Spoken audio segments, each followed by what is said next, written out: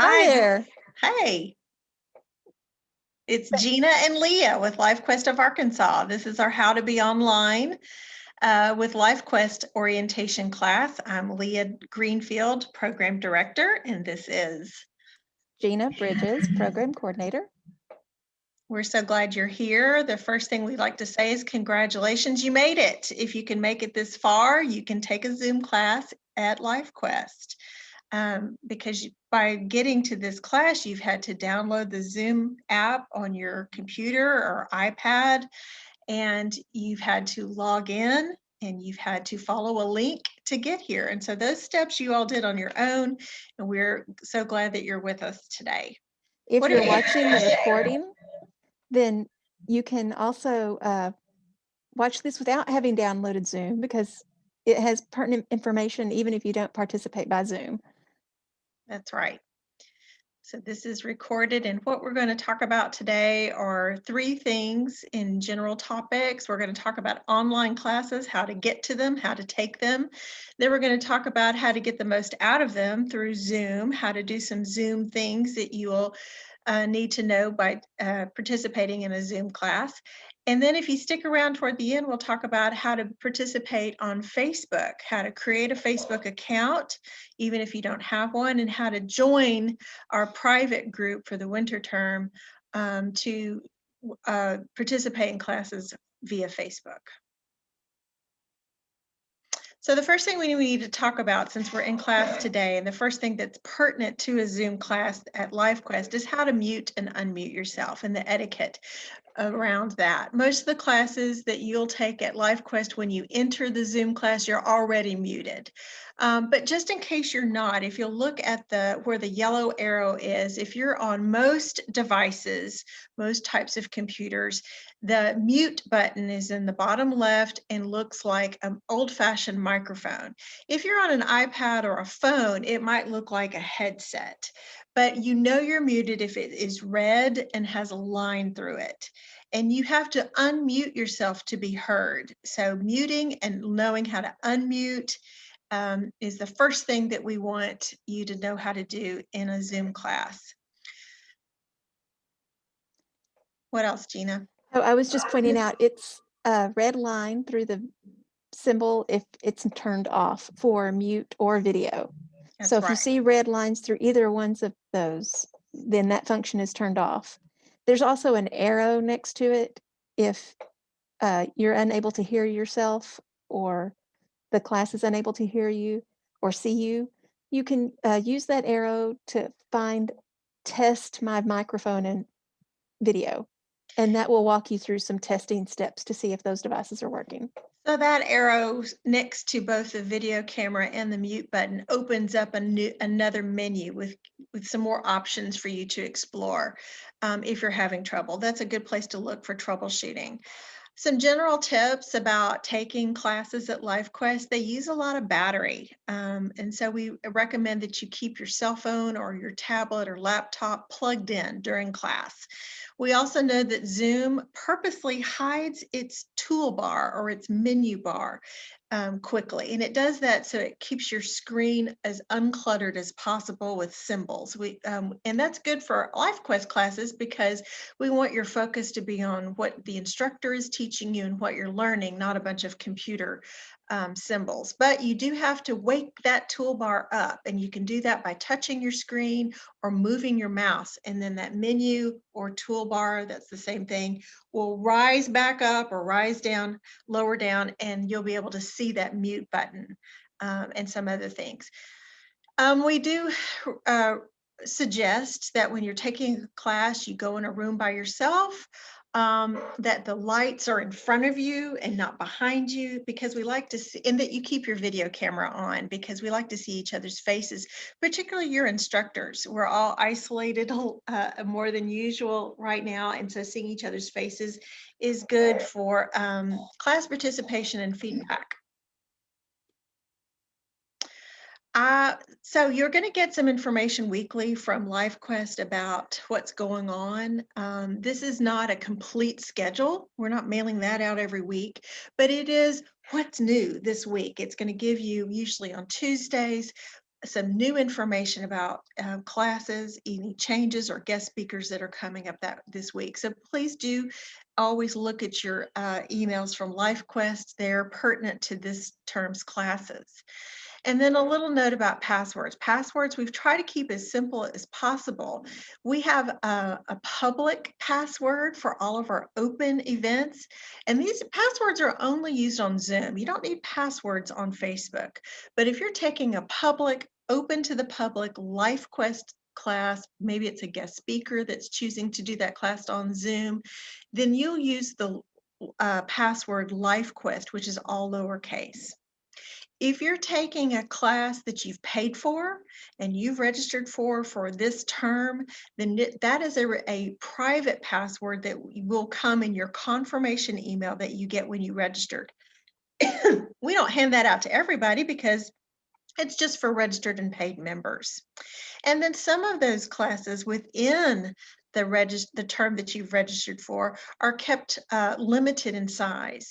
And those are restricted classes that fill up quickly, and they get a separate email just for them for their limited size class that they're emailed in a separate email. A lot of our classes or workshops or guest speakers are on Facebook.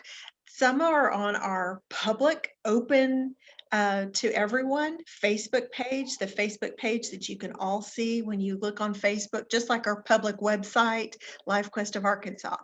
And some of those are on a lot of our winter term classes right now are also recorded on our winter term Facebook page, which you will need to ask to join, and we'll talk about that during this class. If you're a registered and paid member, you'll want to join that private group on Facebook just for the winter term.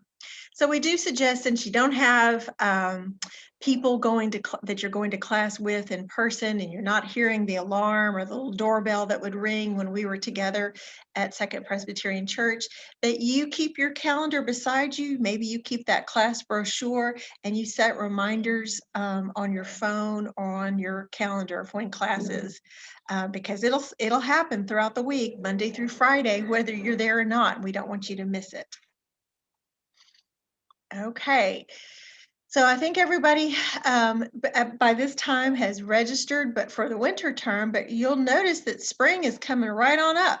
March 1st is when we start registering for the spring term, and we'll have those brochures out in the mail right before then, and the online brochure available the weekend before. Spring term classes begin April 5th. They run through May 28th, so basically all of April and May. And the sooner you register for those limited classes and the meals, because those are starting to fill up, and those are all first come, first serve. You do not have to register for classes other than the limited classes. So unlike a lot of other programs where you pay by the class, really at LifeQuest, you pay by the term. So if you register for the winter term, you have access to all of the winter term classes except for 4 or 5 limited classes you have to register for specifically. Same for the spring. If you register for the spring term, you'll have access to about 30 classes or 25 classes, 5 of which you may have to register for, as those are limited in size. Registration online is 1 per person, so both spouses need to register separately. And we do wanted to let you know that because of the pandemic and for public health safety, the Second Presbyterian Church is still closed. So we're still doing all of our classes online, and we have a whole slate of classes and volunteer instructors lined up to teach them. A little note about where we are. We have a public persona and a private persona. Our public persona is things like our website. Everybody has a website. Everybody has a Facebook page, every nonprofit. And we're on there because we want people to find us. We want people to know who we are. We're on YouTube. So LifeQuest has a YouTube page, and you don't need any passwords to find these. But for our registered members for each term, We have some private access that is accessible just for the people who pay for that term. So the website is still open to everybody, but we do have a page within that website that is only accessible to people who've registered for that term, and that has all of our classes. We're going to show you what that looks like here in a moment. It also has handouts for those called, it's under a section called odds and ends. We'll show you what that looks like. Also under the private umbrella is a private group I've mentioned before on Facebook. So you might see LifeQuest of Arkansas on Facebook, but the winter term and then coming up, the spring term will be a private group that is just accessible to registered and paid members. And you have to ask to join that group, and then you're admitted into it. And that's the way you see classes that are recorded on, like John Brummett and others that are on the private group page on Facebook. And then you also have access to the recordings of classes for each term as a registered and paid member. So if you're registered and paid for the winter term, you can see you have access to winter term classes. If you registered and pay for the spring term, you'll have access to spring term classes. If you want access to all of them, there's a separate fee, $25 annual fee that will allow you to enter or have access to our full library of classes, where hundreds of class recordings are housed and are archived and available to you for annual fee. I just want to make a special note that this winter term, the people who are enrolled can watch the recordings, but as of April 1st, when the spring term opens, the winter term classes will go into this library. And so after this term, if you missed a class and you realized, oh, I wanted to watch the 3 books with John Grisham again, you'll need to pay for the library fee so that you can watch those in April or May or September, anytime this year. So there's a lot available to you under that private umbrella. There's a lot available to registered and paid members. And the privateness and the passwords keep people who haven't registered from dropping in or bombing a class. So it's for both security reasons and because you've paid for it. And so you need to get to have that access. So Something you briefly mentioned that I just want to firm up. These links each term change. Every term, it's a different Facebook group. Each term, it's a different website page, because the people who registered in the winter might not register for the spring. And so every time you register, a new confirmation email will be sent out. And that's what this next sample is. So when you register, and this is from the winter term, this is an example. But when you register either online or through the mail, you get a confirmation email. And this is a really important email that we stress that you save. You create a folder for it, maybe a LifeQuest folder for however you get your email, and you stick this email in it so that you can find it again. And we'll teach you a little bit in one-on-one how to bookmark some things. So bookmark or favoriting things, or how you can find things easily. But this is important email because this is your portal to classes. So for the winter term, for example, this is the email that you would receive once you registered. And then you'll see at the very top in yellow, click here to attend a class. And so when you do, and we'll go back and forth for a minute. So Gina, let's pretend that they did click there. What pops open? A calendar of classes. So Monday, Tuesday, this is just a screenshot, but it goes all the way down. And at the end of that, it says odds and ends where your handouts for those different classes are. But if you'll go back to the confirmation email, there's some more important information. Maybe Gina, you could take it from here and describe what's in this email. Sure. Right underneath the yellow link, it says your term for this password is. And when you click on that yellow link and go to the class list, the passwords are embedded. Some people, though, like to get to class by opening the Zoom application directly. And in that case, they would need to know what this password is. It's under black right now because it is private and just for people who've paid. It says in italics that if you have a different class that is, well, it says in italics that you don't have to have the password if you're using the page that we looked at here. So if you click here, and most classes are offered in two formats, either Zoom or Facebook. So you don't have to download Zoom if you want to attend class. You could join on Facebook and go to class. Or if you don't like Facebook, then you'll need to download Zoom to go to class. But you get your choice of how you want to go. The Zoom classes have to have a password and Facebook classes don't. Um, But what's neat is if you hit Zoom, the way we've tried to make it simpler for folks, if you want to attend a class at Tuesday at 10 and you hit Zoom, it'll take you straight on in and you don't have to have the password. We just let you know what it is in case you want to attend a different way. But if you just go through this portal, you don't have to keep up with a whole bunch of passwords.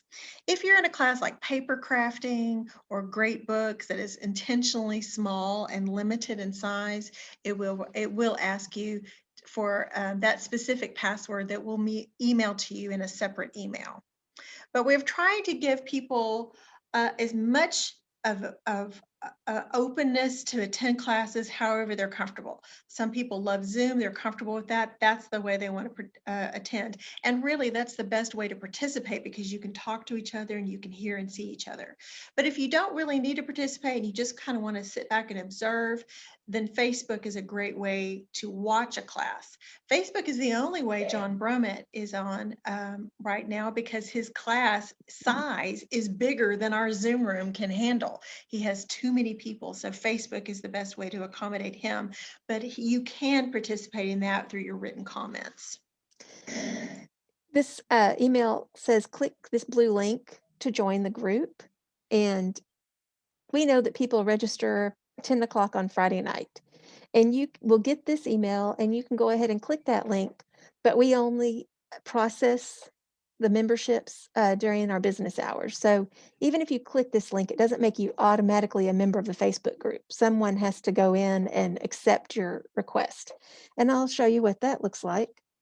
This is our screenshot of our private 2021 private group.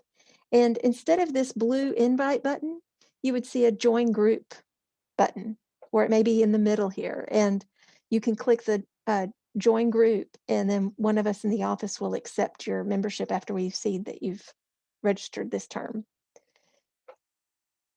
Also, on the list of pages that has your classes, if you miss a class because of a doctor's appointment or you forget class happened, right above the word Monday, it says click here for recordings of previous classes. And when you click that, it will take you to a private YouTube page. And this is what that looks like right now. So our private YouTube page has a header that says Winter 2021. And these are some of the classes that we have recorded and have shared here. So if you miss a Zoom class, this is an easy way to find it. Or if you miss a Facebook class, you can find it here too. And what is so neat about having these classes recorded, let's say your foreign policy's never really been your thing. You've got something else to do on Thursday mornings, but you want to kind of check in and see. And so you can give it a shot. You can try it and by watching the recording of that class or by watching some of our guest speakers like Roby Brock, watching John Grisham class. You didn't attend it in person on Zoom, but you want to see what it was about. So even if you're have never tried chair yoga, but you want to see what it's like, you can pop in and out and take a sample of all of the classes that are open classes for the winter term. And that's about 25 classes. So that'll keep you really busy on the weekends or in the evenings taking LifeQuest classes or watching them. We had a fabulous speaker, for example, this winter term from the Arkansas Art Center, which is now changing its name to the Arkansas Museum of Fine Arts. We were the first public group that were able to see the behind the scenes architectural design of what that new library will look like. That would be an interesting program for you to see, and you can get to that through these recordings that Gina has shown us. Okay, so how to do Zoom? First of all, I will say many times in classes that if you've gotten this far, you know what you need to know already to take a Zoom class. You do not have to be a computer whiz, a Zoom expert, an IT specialist to take a Zoom class. If you can see and hear, you're good to go. But there are a few things that will make it a little more interesting and make it more your participation more exciting. So we're going to teach you some examples. We should have if already reviewed how to unmute and mute yourself, but here's another icon. This is what the headphones look like. And Mhm, this is the latest Zoom menu. And so it may look a little different than the menu you have. mhm. This is what it looks like for a computer. Yeah, the menus change a little bit based on how big your screen is. So if you're on a computer, this is an example. Everything can fit on the computer because it's what, 27 inches wide or more. So you can see a lot of symbols. And sometimes we say icons. Symbols and icons are the same thing. And a lot of those will fit on that toolbar on a computer. If you're on an iPad or a tablet, you have a smaller screen.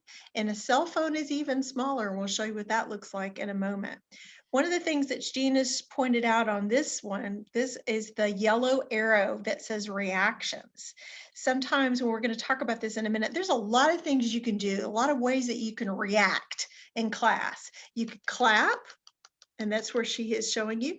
You can put your thumbs up, say, yay, I really like that. You can laugh, even though those are tears. I think those are happy tears. You can act surprised. You can give a reaction. These little reactions will show up in your window. You might be asked a question where you need to give a yes, no answer, and you can give that response. You can also raise your hand, and all of those little symbols are found under reaction. The raise your hand is a good way to get the monitor who's monitoring your class to know that you have a question. You can also do this. This is also a perfectly fine way to raise your hand is by literally waving your hand. But these electronic ways are found under the reactions symbol.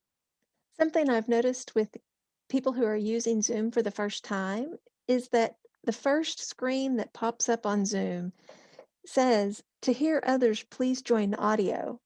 And so I have a little note here about that, that you always want to select call using internet audio. And sometimes that's a little confusing because you don't realize that you're using your internet to do the Zoom call in the first place. But if you say, I want to use a telephone, then you have to get another phone and dial a number that you won't have. And so then it may be that you have to back out of Zoom and go back into Zoom and select call using internet audio. So this is something new that's popping up on Zoom a lot. It doesn't automatically do this. And so I just wanted to point that out. Yeah, if you see that, yes, you want that. Push that.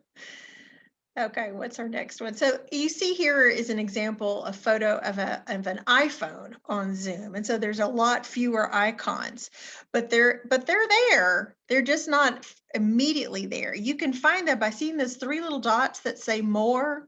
The three little dots literally mean more to be revealed. You click those three little dots and you can see there's your raised hand. There's some other symbols for clap. You can see more menu options when you click the three little dots. And that's really on any device, not just an iPhone, for any other website is the three little dots. Something to keep in mind when you're on different devices. This is also where on an iPhone you'll find the chat button. It's kind of buried in all this text under raise hand. You'll see chat in text. And when you touch that, that will open up your chat window, which we'll talk about in a minute. And then here it is on an iPad. So it's a slightly smaller screen than a desktop computer, so not everything is going to fit. But if you click the three little dots, you can again see raise hand, chat, some other symbols for clap hands, thumbs up. So don't be afraid when you're in a Zoom class to push buttons. The only button you don't want to push is leave, because then you'll leave the class, but you can also always rejoin. Okay, let's talk a little bit more now that we kind of know where to find things about how to do some of these things. So, what every class either has a staff member in class or a monitor, and the monitor is a volunteer, but the monitor is in that class to help monitor for questions. They're there to assist the instructor, but they're also there to watch for who is looking confused, who's shaking their hand, who's raising their hand. And this is a way to raise your hand, but you can also raise your hand electronically, and that is that sends the message to the monitor that you have a question. And so if you have a raised hand, that monitor is going to say to the instructor, I see that we have a question. Go ahead and ask your question. So that is a good thing to know how to do. And it's either going to be under reactions or under those three little dots. And so one of the things when we have people taking our class is this is a good time to experiment with finding it. Where is that raised hand that it's either blue or orange raised hand? It's not a clap hand. It's not the sideways clap hand, but it's a straight up and down raised hand. Where is that on your device? Go ahead and try to find it. Okay, let's talk a little bit about how to chat in class. This is kind of like passing notes in class. And it's a great way to share information. It's a great way to say hello to people that you haven't seen in a while. You can send a private message to the instructor. You can send a private message to the monitor. Hey, I have a question.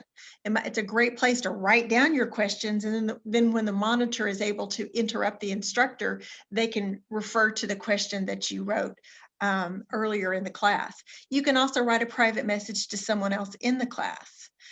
Now, you may be thinking, I'm not going to do that. I'm not going to write notes in class. That's not what I'm here to do. And that's maybe true, but you still need to know about the chat function because this is a great place to share information with you that you may want to receive. For example, the instructor may say to the monitor, Gina, can you let everybody write the website that I've referred to in my lecture in the chat box, or here's my phone number if anybody, or private email if anybody wants to email me. And receiving that information in writing will come in a Zoom class through the chat window. I just want to say that I don't recommend typing a message to the instructor, especially if the instructor is sharing slides, Hmm. because when they're doing that, they can't see the chat box. So you can type your question to everyone or just the monitor. You should probably know who that is because they'll may have the word. It'll be a staff person or they'll have been introduced at the beginning of class. There are some instructors who, though, really like this and they like to lecture for a while and then answer questions, and you might not remember your question in a little while. On some devices, you just hit enter after you type your message, and on some devices, it'll look like a little paper airplane, and that's an icon that means to send the message. And so that's what you'll hit after you type your message in the window. So this is a great time to find the chat window and to practice writing a message back and forth, or at least finding where that icon is. One of the things that we always get questions about in a Zoom class is how to change your view. You can't change how anybody else sees things, and you won't disrupt the class in any way by changing the way you see things from your computer. But knowing how to see just the instructor versus a gallery of participants is a good thing to know how to do that might make your Zoom experience a little more pleasant. We do encourage you during class to keep your view on the instructor. That's who you've come to see, and that is what we want to maximize is that instructor's message, that instructor's window. But when the instructor has maybe stopped sharing her screen and you want to chat with other people, or the type of class is better for people to participate, it's a smaller group and you want to see everybody, you want to know how to change your view to the gallery view. This is the Brady Bunch view where everybody's in little boxes and you can see as many people as possible. Last week, I heard it referred to as Hollywood Squares. And Yes, that's so a good way to do it it. also another view for that. A lot of our book clubs will take place that way, or smaller groups will have it where it's a grid system is better because then you can interact with everyone. Just like on the menu bar or the toolbar, the bigger your screen, the more you can see, the more people will be there. So if you are on a desktop, you can see, I always forget, 40 something people. If Up we to have that many, 49. up to 49. If you're on a laptop, it's about 16. If you're on a phone, it may just be 4. And on a laptop and an iPad, you have to use your finger and swipe over to see more people. But you can also look, and there's little squares above your uh, where you're shown your face, and you can touch those little squares, and it will change your view to either the speaker view or a gallery view. You have a On an photo of that? iPad, it's gonna look like a tic-tac-toe box with lines around it instead of 9 little squares. Right. So it's kind of similar, but a little different in this case. One of the things we try to encourage is during this class is for you to practice changing your view. You won't disturb how anybody else is seeing things, and you won't to be disturbing the class in any way, but it might help you see the class in the way you'd like. Like Leah said, when Zoom opens, it automatically wants to give you the best view. And so it's usually going to open on speaker or presenter view. And a lot of times it will also open on full screen. Full screen is an option that covers your entire computer screen if you're on a laptop or desktop. And if you have other things that you would like to see, like you would like to be able to see a chat on the side or participants on the side, you'll need to exit full screen and instead you'll hit this little button that says max window, and that will make your screen really big. But then if you click on chat, it will appear in the side of your Zoom instead of on top of it like a pop up box. And so those are things again that you can click and play with while we're in class, and nobody will tell that you're doing anything different. So one of the things that's important to know is how to leave. You're ready to leave. It's either in the top right or bottom right. It'll say leave or leave meeting, and it'll be in red. This is the way it looks like on a desktop. On an iPad now, it's in the top left corner Oh, and is it it? says end. Ah, So look for the red words. red words do something. So learning how to leave a meeting is important, and it is important that you actually press that instead of just turning your phone off or closing your laptop, because it's like hanging up the phone. So it truly disconnects your camera and your microphone. These are just some extra bits that we might not have covered that are specific to Zoom, but are specific to learning how to have the best experience in class.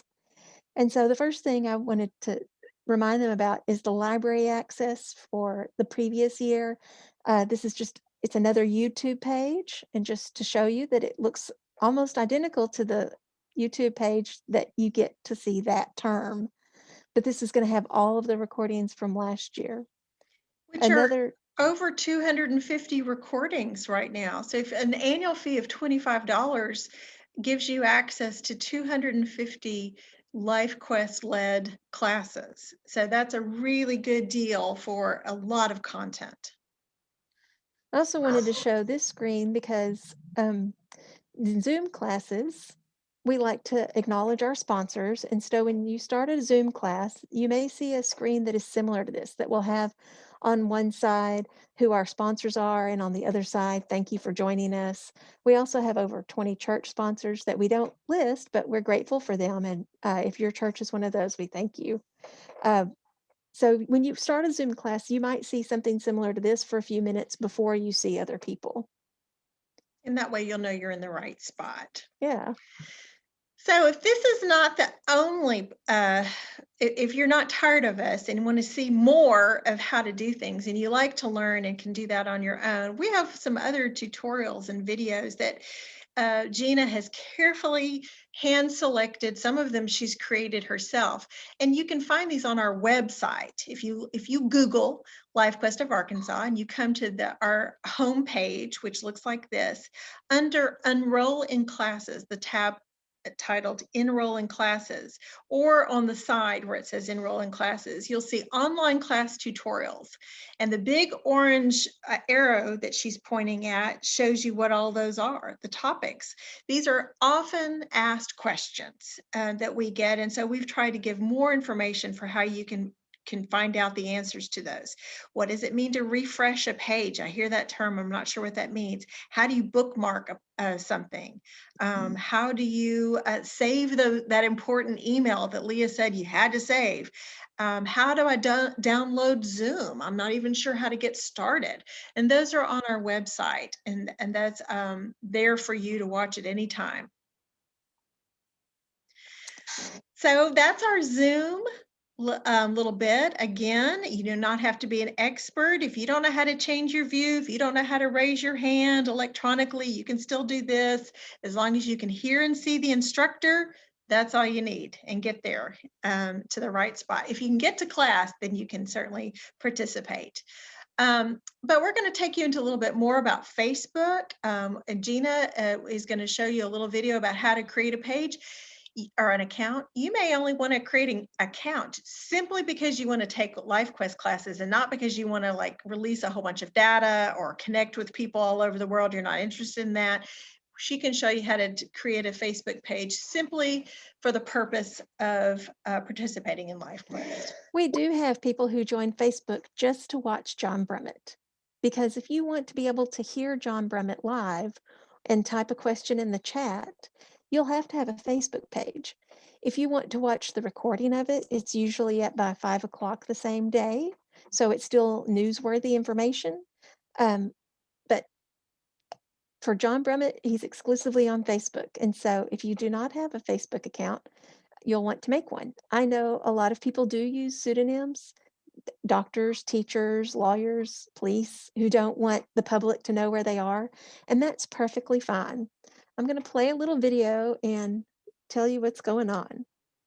So the first thing I do is just do a general search for Facebook, because sometimes it's not easy to find. So then the first thing that pops up in my search is Facebook, and I go there. This is what the Facebook sign up screen looks like. I've decided that I need to make an account, and I'm going to make an account with a false name because I already have a personal account.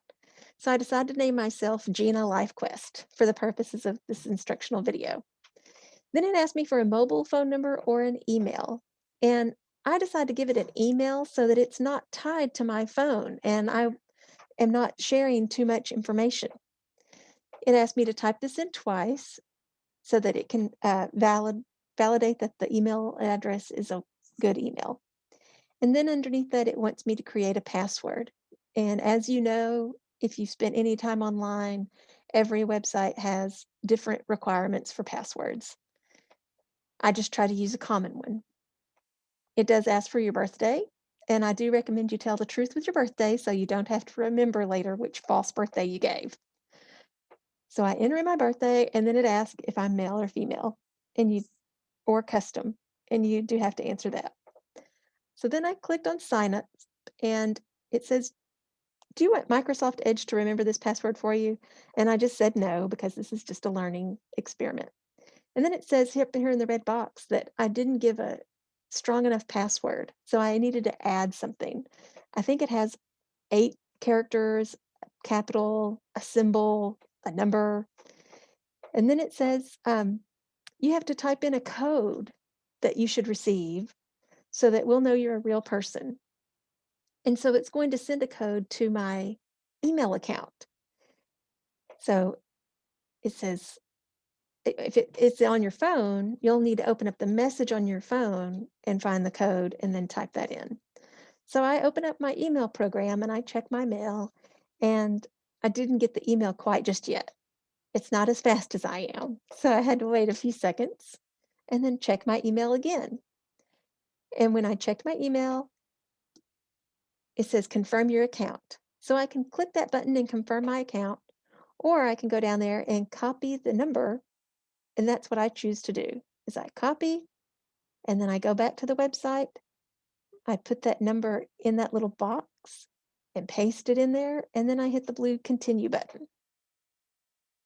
Now I have a Facebook account, and that's all it took. The first thing it does is it says, "You've created a Facebook account. Congratulations." And then it opens up a window and it says, "Based off of my email, I might know these people. And I'm not going to show you how to make friends. That's something you can learn on your own." So I just skipped that part. And then it says, "Would you like to add a photo so people will know what your face looks like?" And I'm not going to do that part because for some people, you've used programs like this before, and some people want to remain anonymous. So having the little blue person there is fine. I do want to pause this for a second, if I can. Oh, it didn't pause. Well, up by the blue F is a little search bar, and that's where I searched for LifeQuest of Arkansas. And this is our general LifeQuest page that we talked about, how we have a public page and a private page. This is our public one that says LifeQuest of Arkansas at the top.